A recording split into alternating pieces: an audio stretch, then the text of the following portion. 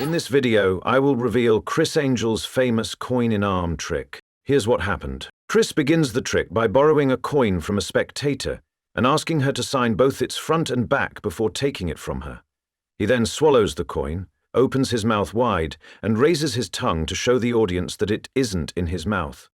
Next, Criss raises his left sleeve and appears to magically move the coin under the skin of his left arm. Once the coin reaches his wrist, he cuts his skin open and pulls the coin out. Astonishingly, it turns out to be the same coin the spectator signed, with her exact initials visible. How did he perform this illusion? Here's the secret. The illusionist already knew the name of the chosen spectator before the performance, because she was a stooge. She had the same type of coin that Criss had hidden beforehand, and the hidden coin carried the same initials that the spectator would write on her coin at the beginning of the performance.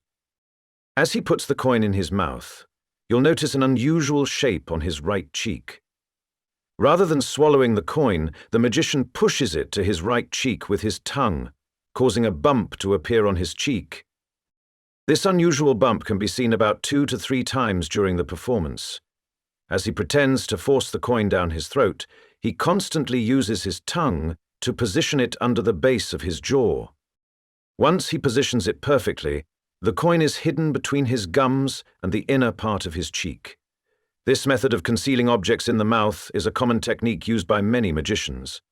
Additionally, when he opens his mouth to make the audience believe he swallowed the coin, Criss doesn't show the base of his jaw to the spectators. When he raises his tongue, he only does it for a brief moment, and the coin isn't noticed because it's hidden at the base. After the fake swallow, he doesn't actually move the coin under his skin. Instead, he wears a fake prosthetic skin right above his real arm. Underneath the prosthetic skin, there is a wire connecting the coin to the strap he is wearing on his wrist.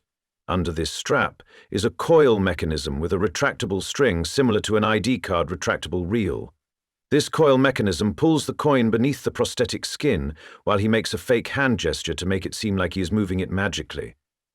Besides pulling the coin underneath the magician's skin, the strap serves another purpose. It prevents the audience from noticing the difference between the color of the prosthetic skin and his real skin tone. He also intentionally wears a long-sleeve shirt to cover the upper part of his arm, so the difference in skin tone is not visible. In addition, when the illusionist cuts the prosthetic skin, he carefully slits right on top of the coin to avoid cutting his real skin, using the coin as a protective layer. The blood that appears is not real blood. In reality, the blade is designed with a small ink cartridge filled with red ink, so when he applies pressure on the blade, the red ink pumps out, making it look like he is bleeding from the cut.